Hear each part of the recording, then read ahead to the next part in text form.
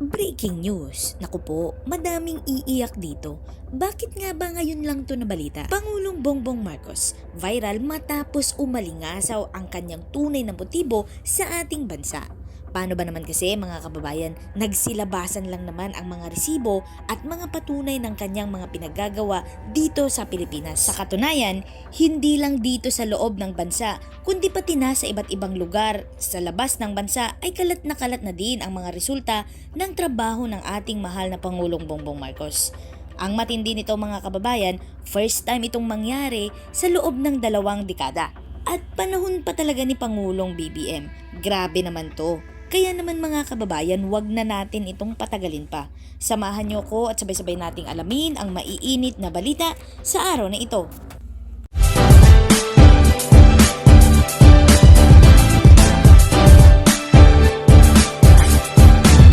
Breaking news. Inanunsyo ng Australian Ambassador to the Philippines HQ noong Biyernes na tinatapos na ng Australian government ang 45 million Australian dollars o 1.7 billion pesos Economic Growth Development Program para sa Pilipinas. Sa isang forum sa Australian Business Mission to the Philippines sa Makati City, sinabi ni Yu na ang tulong ay naglalayong palakasin ang relasyon ng kalakalan at pamumuhunan sa pagitan ng dalawang bansa. Sa isang press conference, sinabi ni Yu na ang 45 million Australian dollars ay programa na ikakalat sa loob ng 5 taon at inaasahang ilulunsad sa unang bahagi sa susunod na taon. Sinabi niya na ang Australian Embassy ay nakikipagtulungan sa gobyerno ng Pilipinas sa pagbalangkas ng plano. Bukod sa Economic Growth Development Program, sinabi din ni Yu na ang opisina ng Manila, ang Australian Development Deals Team ay tumatakbo na sa proseso. Matatandaang bumisita sa Canberra, Australia si Pangulong Bongbong Marcos noong February 28 and 29, 2024 para sa kanyang 2 days working visit kung saan isa si Pangulong BBM sa mga nagsalita sa address to the members and senators of the Parliament of Australia. Sa ibang balita, positibo ang Administrasyong Marcos na maging sentro ang Pilipinas ng mga foreign investment sa mga susunod na taon. Ito ay sinabi ni Special Assistant to the President for Investment in Economic Affairs Frederick Go. Sa programa ng Malacanang Insider na ipinalabas noong Biyernes, binigyang diin ni Secretary Go ang kahalagahan ng pagpasa ng Create More Bills bilang batas. Isang makabuluhang batas na naglalayong tugunan ang mga isyu na nagmumula sa pagpapatupad ng Create Bill. Isa sa mga prioridad ay ang Luzon Economic Corridor Project, isang pakikipagtulungan sa G7 Global Infrastructure Partners ng bansa.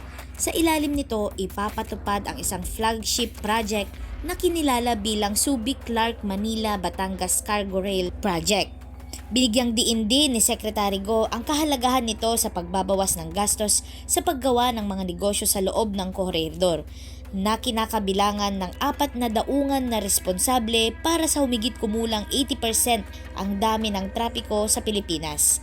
Tinukoy din ni Go ang pagpapabuti ng mga macroeconomic indicator na itatampok ang mas mahusay na pangkalahatang pagganap para sa bansa. Sa paglago ng Philippine Gross Domestic Product para sa ikalawang quarter na 6.3%, sinabi ni Go na ang taong ito ay humuhubog upang maging pinakamahusay o kabilang sa pinakamahusay sa rehiyon ng Southeast Asia. Bukod pa rito, binigyang diin din ni Go ang magandang balita mula sa rating agency ng Japan. Ang R&I na kamakailan ay nag-upgrade sa Pilipinas mula sa BBB+ patungong A-. Ang mandato ng Office of the Special Assistant to the President for Investment and Economic Affairs ay ang pag-akit ng mga foreign direct investment sa Pilipinas.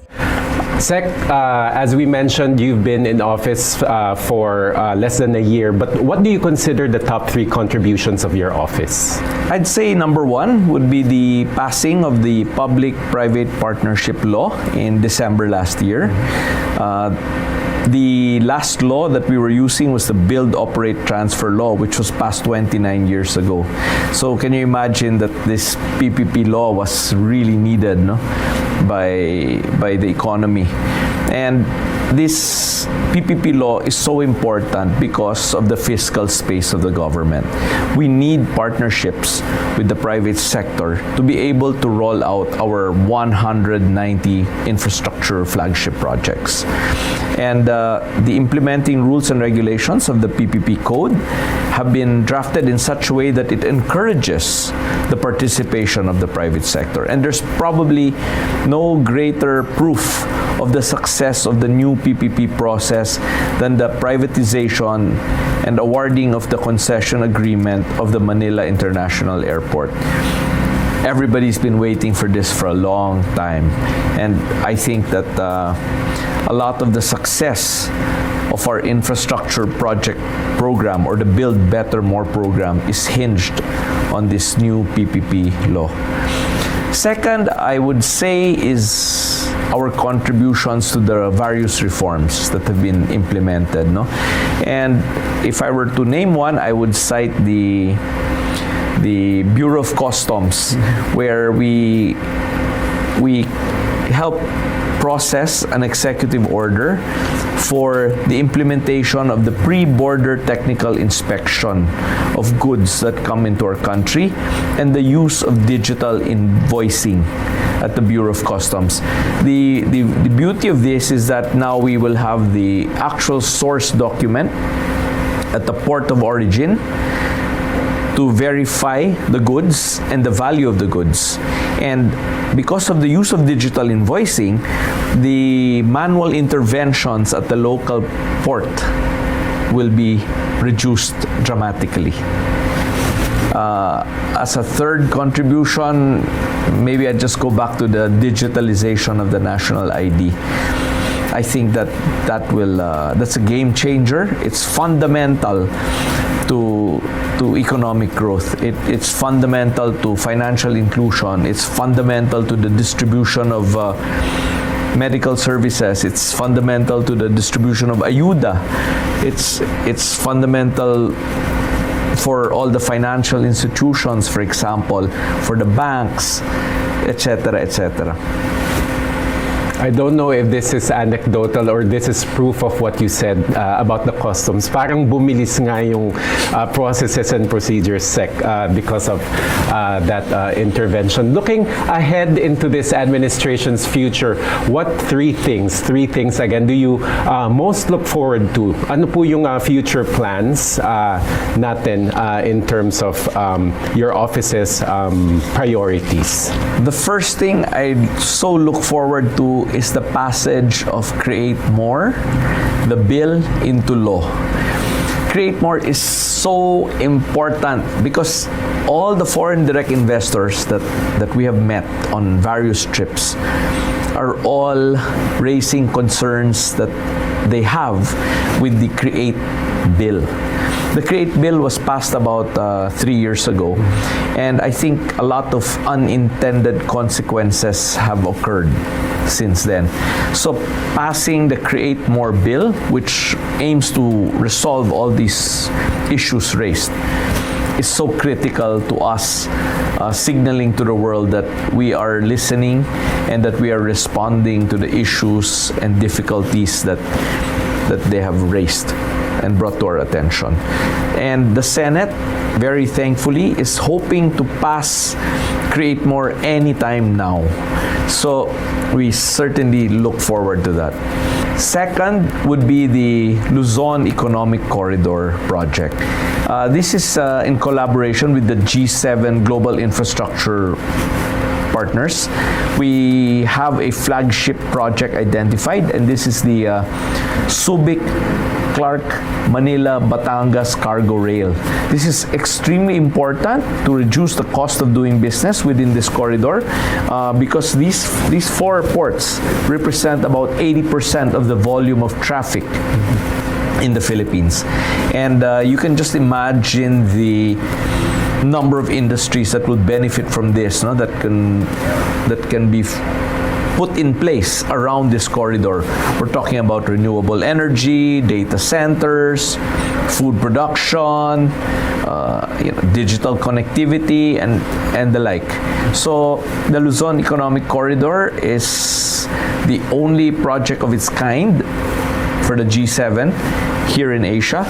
So we're really hoping that this gains a lot of traction and that other countries, in fact, one other country has already written us signifying interest to be part of the Luzon Economic Corridor. Third would be better macroeconomic numbers. We're seeing better macroeconomic numbers now across the board for the country. GDP growth for the second quarter was 6.3%. And I can tell you that our GDP growth last year, this year, is either the best or among the best in the region, the Southeast Asian region. So we're doing very well as far as economic growth is concerned. Our unemployment numbers are down to 3.1%, which is one of the best numbers in the last 2 decades. Our poverty rate is likewise dropping. And I have another piece of good news for you. The Japan rating agency, RNI, just upgraded us a few weeks ago from BBB plus to A minus. As you know, we have about 5 global credit rating agencies that rate the countries all over the world. So now we have 2 Japanese rating agencies that have upgraded us to A minus.